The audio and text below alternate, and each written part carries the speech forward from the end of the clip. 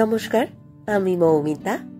আমার কবিতা পাঠ চ্যানেলে আমার সকল শ্রোতা বন্ধু এবং দর্শক বন্ধুকে আন্তরিক শুভকামনা জানিয়ে আজকের গল্প পাঠ শুরু করছি। আজ আমি আপনাদেরকে পড়ে শোনাব বিখ্যাত সাহিত্যিক শ্রী বুদ্ধদেব গুহর লেখা একটি খুব সুন্দর ছোট গল্প। গল্পের নাম কিছুদিন। শুনতে থাকুন আজকের গল্প কিছুদিন। একটু আগে এক পশলা বৃষ্টি হয়ে গেছে। বর্ষার জল পাওয়া ধান গাছগুলো জলো ভিজে হাওয়ায় জলের উপর টলটল করছে।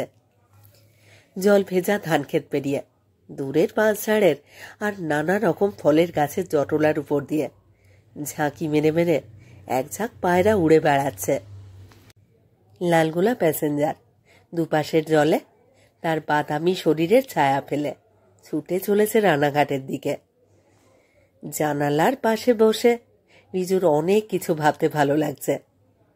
সারাদিন মাথার কাজ করবার পর যখনই একটু সময় পায়ও বাসে ডর ধরে ভিড়ের গন্ধের মধ্যে দুলতে দুলতে অথবা ঝুলতে ঝুলতে অথবা এক একটা ট্রেনের জানালায় ও শুধু নয়নার কথা ভাবে।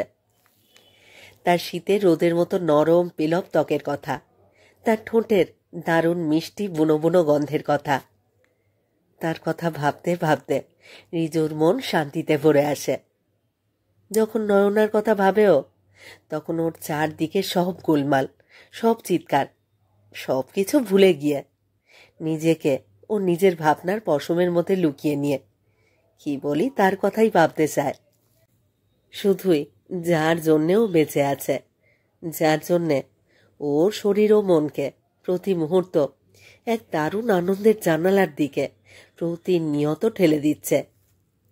ওর স্বপ্নময় কবষ্ণ জগতে, ওর শান্তির সুগন্ধি শামিয়ানার নিচে ও প্রতিদিন নিরুচ্চারে সুরেলা গান গায়, যাও নিজে শোনে। আর ও ছাড়া একমাত্র অন্য আর একজন শুনতে পায় বলে ও বিশ্বাস করে। নদীটা পেরুল গম গম আওয়াজ করে ট্রেনটা। কিছুক্ষণের মধ্যেই রানাঘাট স্টেশনের ডিস্ট্যান্স সিগন্যালটা দেখা গেল। গাড়িটার বেগ কমে এলো। তারপর লালগোলা প্যাসেঞ্জার রানাঘাট স্টেশনে এসে স্থির হয়ে দাঁড়ালো। ফার্স্ট ক্লাস চেয়ার কারের অ্যাটেন্ডেন্ট বেলডাঙ্গা স্টেশনে একটি বড় পাকা কুমড়ো কিনেছিলেন।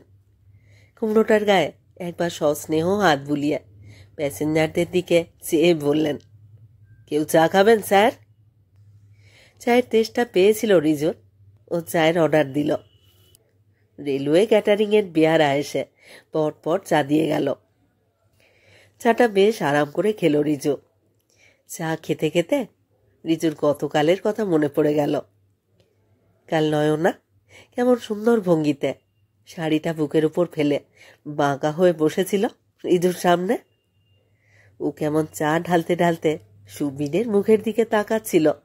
ও কোনো কথা বলছিল না, ওরা কোনো কথা বলছিল না, অথচ সেই নীরবতা ও সুন্দর আঙুলের চামচ নাড়ার টুংটাং শব্দে আর চোখের চাউনিতে কেমন সরব হয়ে উঠেছিল। রিজু চায়ের পেয়ালাটা শেষ করে নামিয়ে রাখতে রাখতে ভাবছিল, কিছু না বলেও কত কথা বলা যায়। আশ্চর্য, ভাগ্যিস মানুষের চোখ ছিল, তাই তো ও চোখ মেলে নয়নার চোখে এমন করে তাকাতে পারে। মেয়ারা এসে চায়ের দাম নিয়ে ট্রেন নামিয়ে নিয়ে চলে গেল। এমন সময় একদল বাচ্চা বাচ্চা ছেলে, এই 10 থেকে 15 বছরের মধ্যে বয়স হবে, ফুটবল খেলে কাদামাখা শরীর ও পোশাক নিয়ে কামরার দরজায় এসে দাঁড়ালো। ওরা ইতস্তত করছিল। সকলে মিলে উঠে পড়ে চেয়ার কারের পরিষ্কার সিটগুলোকে নোংরা করবে কিনা ভাবছিল। এমন সময় ওদের মধ্যে থেকে একটা 10 বছরের ছেলে দরজায় দাঁড়ানো অ্যাটেন্ডেন্টকে বলল, কিরে শালা, দেখছিস কি? দরজা খোল। অ্যাটেন্ডেন্ট একবার মুখ ফিরিয়ে গাড়ির ভিতরটা দেখে নিল যাত্রীদেরও মুখের দিকে। রিজুও একবার তাকালো মুখ ফিরিয়ে। চেয়ার কারের এই দিকটাতে দুজন দারোগা বাবু আর জোনাটেক ভদ্রলোক ছিলেন। সকলকে পোশাকে আশাকে ভদ্রলোক বলেই মনে হচ্ছিল। দারোগা বাবুদের চেহারা হালুইকরের দোকানের যুগানদারদের মতো। তফাতেই যে গামছা না পরে ইউনিফর্ম পরেছেন। দুদিকে দু পা ছড়িয়ে তারা খোলা ব্যাঙের মতো বসেছিলেন। দুজনেরই হাতের কাছে মেঝেতে শোয়ানো 2 কেজি সাইজের একটি করে মুখ হাঁ করা কালো কাতলা মাছ। দারোগা বাবুদের কোমরে চামড়ার বেল্টে রিভলভার। যখন কোনো যাত্রী কোনো কথা বললেন না, তখন অ্যাটেন্ডেন্ট দরজায় দাঁড়ানো ছেলেটিকে বললেন, কি হচ্ছে ভাই, টিকিট কাটনি? কিছু না লক্ষ্মী সোনা, এখানে গোলমাল করো না। নিন্দাঘোষের ছেলেটি ধমকে বলে উঠল, চুপ, আমি কি তোর সাঁটুলি যে শোনা শোনা করছিস? তারপর ব্যাপারটা যে কি হলো বোঝা গেল না। কামরা শুদ্ধ ভদ্রলোকদের ভাবলেশীন মুখগুলির দিকে তাকিয়ে কোনো সাহায্য পাবার আশা না দেখে অ্যাটেন্ডেন্ট নড়াম করে দরজা বন্ধ করে দিলেন। দরজাটা সঙ্গে সঙ্গে লক করে দিলেন ভিতর থেকে। সঙ্গে সঙ্গে ট্রেনের হুইসেল বাজল। ছেলেগুলো একসঙ্গে চেঁচিয়ে উঠল, ওরে শালা, রেলে চাকর, চল চল পায়রাডাঙ্গা, তোর টেংরি খুলে নেব। বলেই ছেলেগুলো ঝপাঝপ আশেপাশের গাড়িতে উঠে পড়ল। ট্রেনটা ছেড়ে দিতেই এতক্ষণ যে সমবেত ভদ্রমণ্ডলী চুপ করে বসেছিলেন, তাঁরা সবাই যুগপৎ নড়ে চড়ে বসলেন। দুজনের মধ্যে যে দারোগা বাবু পান খাচ্ছিলেন, তিনিই বললেন, কি করণ যায় কয়েন তো। পরক্ষণে পিছনের সিট থেকে আর একজন বলে উঠলেন, পরের স্টেশনে পায়রাডাঙ্গা, জানালা দরজা বন্ধ করে চুপ করে বসে থাকুন মশাই, নইলে সর্বনাশ হবে। রিজুর মাথার মধ্যে একটা পোকা নড়ে উঠল। ও বলল, আপনারা কি বলছেন? অতটুকু 10-12 বছরের ছেলেদের ভয় দরজা জানলা বন্ধ করে বসে থাকতে হবে? ওর মুখের কথা কেড়ে নিয়ে সকলে সমস্বরে বলে উঠলেন, হ্যাঁ হ্যাঁ মশাই, অনেক হয়েছে। বীরত্ব দেখাতে চান? আপনাকে একা একা প্ল্যাটফর্মে নামিয়ে দিচ্ছি, বীরত্ব দেখান গিয়ে সেখানে। আপনার মতো বীরত্ব দেখাতে গিয়ে আমাদের ইজ্জত খোয়াতে রাজি নই আমরা। ইট ফাটকেল ছুড়লে মাথা যখন ফেটে যাবে তখন আপনি বাঁচবেন? আমরা সকলেই শান্তিপ্রিয় মশাই, অশান্তির মধ্যে আমরা নেই, যাবও না কখনো। দারোগা বাবু ততক্ষণে জানালা বন্ধ করে ফেলেছেন। জানালাটা একটু তুলে থুক করে পানে ছিবড়ে ফেলে বললেন, মশাইয়ের কি বক্তব্য? নিজু বলল, আমরা কি চুরি করেছি যে দরজা জানলা বন্ধ করে অন্ধকূপে বসে থাকতে হবে? নিজুর পাশের স্যুট পরা ভদ্রলোক পকেট থেকে দামি রুমাল বের করে সশব্দে একবার নাক ঝাড়লেন। তারপর এক গাদা থকথকে কপ রুমালে মুড়ে রুমালটি আবার পকেটে রেখেই বললেন, ইজ্জত আগে নাকি আপনার গোয়ার তুমি আগে? আপনার জন্যে কি মান ইজ্জত খোয়াবো মশাই? এত লোকের বিরুদ্ধাচরণ করতে একা একা পেরে উঠবে না দেখে নিচু চুপ করে থাকল। দেখতে দেখতে তার দুপাশে সব জানালা, কাঁচ, কাঠ, জাল সব ঝপাং ঝপাং করে সবাই বন্ধ করে ফেললেন। গাড়িটা অন্ধকার হয়ে গেল। অ্যাটেন্ডেন্ট আলো জ্বেলে দিলেন গাড়ির।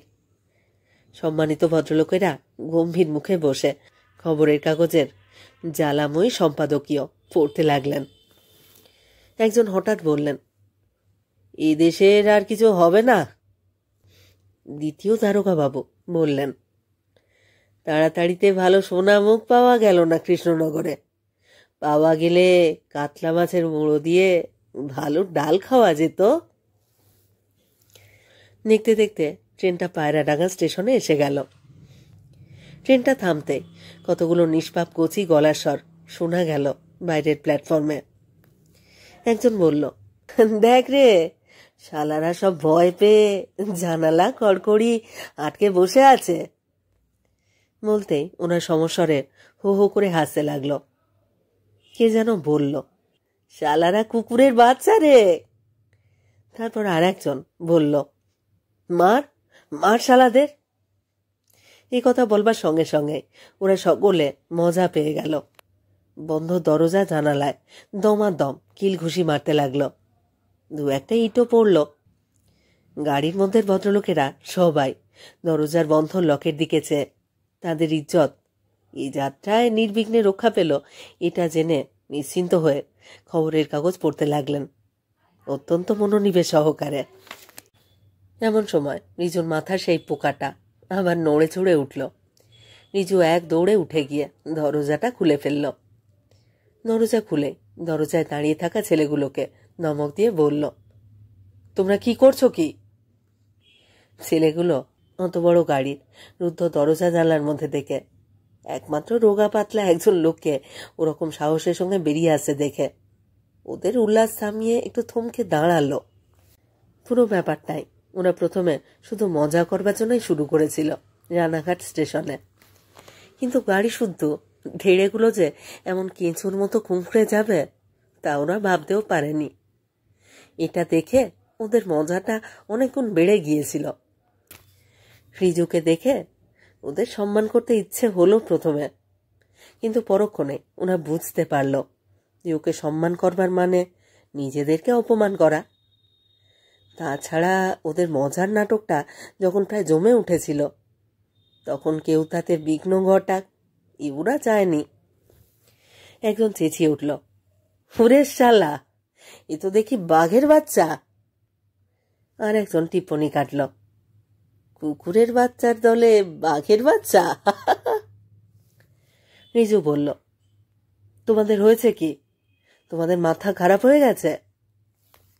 ছেলেগুলো নিঃশব্দে ও নীরবে একবার সব কটা বন্ধ জানালার দিকে চোখ বুলিয়ে নিল। ওরা বুঝতে পারল একপাল কুকুরের বাচ্চার মধ্যে একটা বাঘের বাচ্চাকে একেবারেই মানায় না। একটা ছোট ছেলে আচমকা একটা আদলা ইঁট ছুঁড়ে মারল রিজুর দিকে। ইটটা রিজুর চোখে গিয়ে লাগলো। চশমাটা ভেঙে দিয়ে ডান চোখটা একেবারে থেঁতলে দিল ইটটা।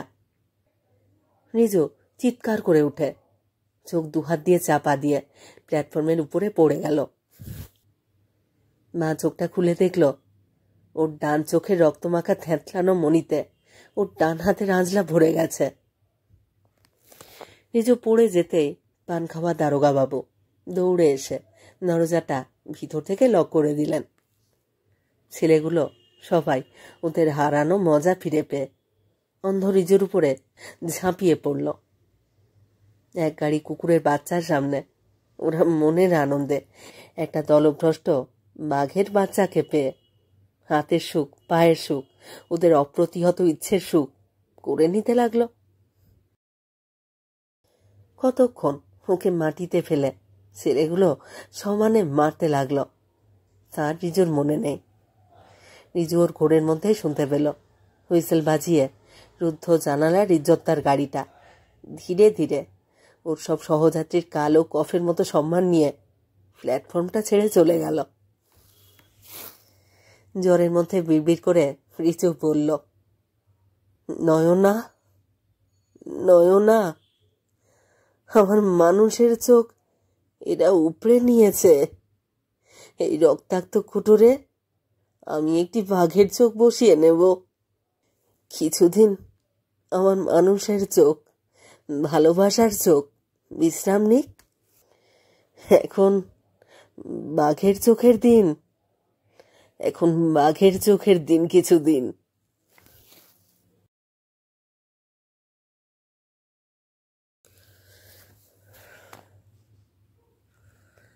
শেষ হলো আজকের গল্প, শ্রী বুদ্ধদেব গুহর লেখা ছোট গল্প কিছুদিন। এই গল্প আমাদেরকে একটি ধাক্কা দিয়ে গেল, আমাদেরকে একটি প্রশ্নের মুখে দাঁড় করিয়ে দিয়ে গেল। আমরা ইজ্জতদার মানুষ, আমাদের ইজ্জত বাঁচানোর জন্য আমরা কি না করি, ঠিক করি কি? কেমন লাগলো আজকের গল্পটি? কেমন লাগছে আমার পাঠ এবং পরিবেশনা? আপনারা যারা এই চ্যানেলে আমার গল্প পাঠ শুনছেন তাদেরকে জানাই আমার আন্তরিক ধন্যবাদ। যদি আমার গল্প নির্বাচন এবং পাঠ আপনাদের ভালো লাগে, আপনারা আপনাদের মতামত কমেন্ট বক্সে অবশ্যই আমাকে লিখে জানান। আপনাদের মতামত আমার এগিয়ে চলার অনুপ্রেরণা। আপনাদের মতামত আমাকে অনেক উৎসাহিত করে। অপেক্ষায় রইলাম আপনাদের মতামতের। আর হ্যাঁ, যারা নতুন শুনছেন গল্প এই চ্যানেলে, যারা এখনও চ্যানেলটি সাবস্ক্রাইব করেননি, তারা অবশ্যই সাবস্ক্রাইব করে আমার সাথে থেকে নিয়মিত শুনতে থাকুন নতুন নতুন বাংলা গল্প। সবাই খুব ভালো থাকুন। ফিরে আসছি খুব শীঘ্র নতুন গল্প নিয়ে।